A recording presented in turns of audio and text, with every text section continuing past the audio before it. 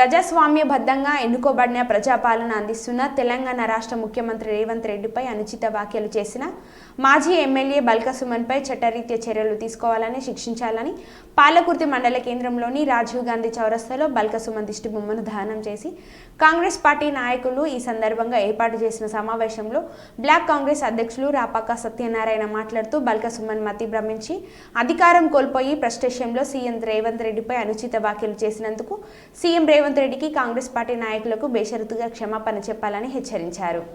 ఎందుకు మాట్లాడిన అర్థం కాని పరిస్థితుల్లో కేసీఆర్ మెప్పు పొందడానికి కల్వకుంట్ల మెప్పు పొందడానికి ఎందుకంటే ఉనికి కోల్పోయేది మన చెన్నూరులో జరిగినటువంటి ఎలక్షన్లో ప్రజల ఓటుతో బుద్ధి చెప్పినా కూడా ఇంకా మార్చుకోకుండా పద్ధతి మార్చుకోకుండా తెలంగాణ ఉద్యమం ముసుగులో ఈ యొక్క ఉద్యమాన్ని విద్యార్థులకు తాకట్టు పెట్టి విద్యార్థులను కూడా మోసం చేసిన ఒక ఘన చరిత్ర ఉన్నటువంటి బాల్క సుమన్ ఇప్పటికైనా నువ్వు పద్ధతి మార్చుకో. నీ చరిత్ర ఏంది?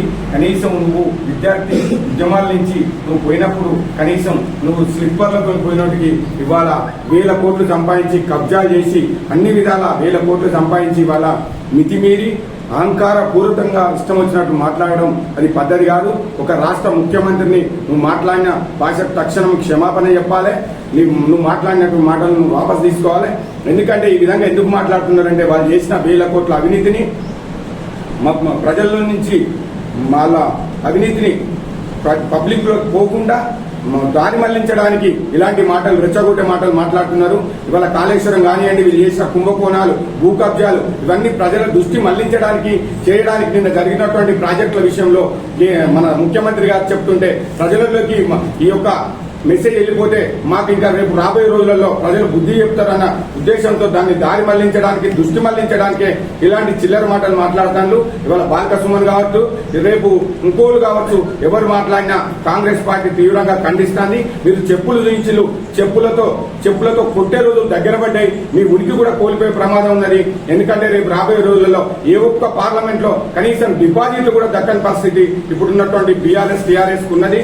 ఇవాళ కేసీఆర్, ఇవాళ కేటీఆర్ ఉన్నటువంటి ఇప్పుడు వాళ్ళ ముఖ్య నాయకులు ఎవరైతే ఉన్నారో కనీసం 2 నెలలు కూడా కాకుండా జీర్ణించుకోలేక ఇవాళ 2 నెలలు కాకుండా జీర్ణించుకోలేకపోతున్నారు.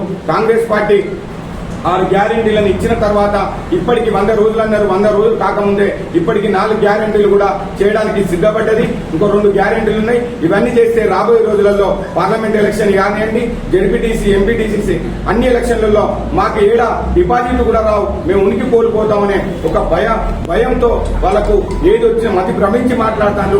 ఇప్పటికైనా మీరు పద్ధతి మార్చుకొని ఒక గౌరవప్రదమైన ప్రతిపక్షంగా మీరు వివరిస్తే మంచిగుంటది. కాంగ్రెస్ పార్టీ గత 10 సంవత్సరాల నుంచి ఒక ప్రతిపక్షంలో ఉండి గౌరవంగా ప్రజా సమస్యలపై పోరాడిన తప్ప ఎప్పుడు కూడా నోరు జారలే. ఇలాంటి చిల్లర మాటలు మాట్లాడితే నోరు అదుపులో పెట్టుకోకుంటే అదే చెప్పులు చూపించడం, చెప్పుల దండలు నీకు మెడకేయడం జరుగుతుంది. అదేవిధంగా ఆంధ్ర రాష్ట్రానికి చెందినటువంటి విజయసాయి రెడ్డి కూడా ఆయన ఇష్టం వచ్చినట్టు జగన్ తోని 1000 కోట్లు దోచుకున్న పెద్ద దొంగ ఇవాళ విజయసాయి రెడ్డి అది ప్రభుత్వం వచ్చిన తర్వాత ఇవాళ కేసులు నీ మీద ఎన్నున్నా తప్పించుకొని బీజేపీకి ఒక తొత్తుగా బీజేపీ మోడీ దగ్గర కాళ్ళ దగ్గర ఉన్నటువంటి జగన్మోహన్ రెడ్డి ఇవాళ విజయసాయి రెడ్డి కాంగ్రెస్ పార్టీ కుప్పగూలుతుందంటే నువ్వు కాదు, నీ అయ్య జాగిరి కేసీఆర్ అయ్యొచ్చిన కాంగ్రెస్ పార్టీ 10 సంవత్సరాలు అధికారంలో ఉంటది. ప్రజలకు ఇచ్చిన మాట నిలబెట్టుకుని ప్రతి పడు బలహీన వర్గాలకు సేవడానికే కాంగ్రెస్ పార్టీ ఉన్నది తప్ప నీలాంటి చిల్లర మాటలు మాట్లాడితే రేపు రాబోయే రోజులలో ఆంధ్రలో కనీసం డిపాజిట్ కూడా దక్కని పరిస్థితి ఉంది. ఫస్ట్ నీ రాష్ట్రంలో నీ పార్టీని నువ్వు చూసుకోవాలి తప్ప తెలంగాణలో ఈ రోజు కాంగ్రెస్ ప్రభుత్వాన్ని అనే నైతిక హక్కు మీకు లేదని తెలియజేస్తుంది.